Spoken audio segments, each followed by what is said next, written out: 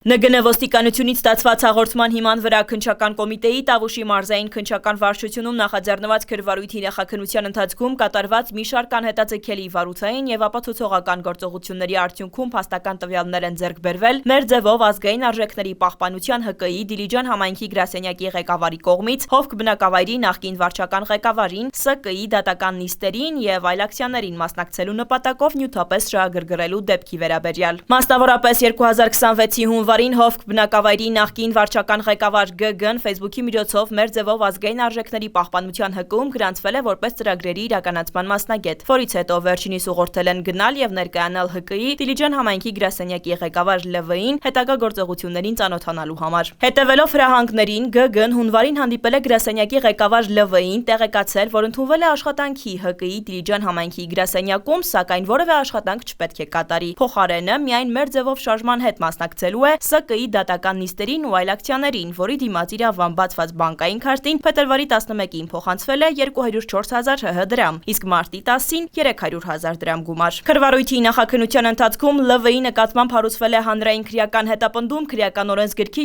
236-րդ հոդվածի 2-րդ մասով։ Հավաք անցկացնելուն կամ դրան մասնակցելուն խոչընդոտելը կամ հարկադրելը, ինչպես նաև հավաքին մասնակցելու կամ հավաքին մասնակցելուց հրաժարվելու նպատակով նյութապես շահագրգռելը։ Ապրիլի 2-ին ԼՎ-ն ձերբակալվել է։ Նախաքննության ընթացքում գրասենյակում եւ ղեկավարի բնակարանում կատարված խուզարկությունների արդյունքում հայտնաբերվել են 2018 թվականի ընտրությունների վերաբերյալ նոթատետրեր, որոնցում առկա են քաղաքացիների անուն ազգանուններ, կուսակցական պատկանելության վերաբերյալ տեղեկություններ։ Խուզարկություններով հայտնաբերվել են նաեւ քրվարույթի համար նշանակություն ունեցող այլ առարկաներ։ Նախաքննությունը շարունակվում է։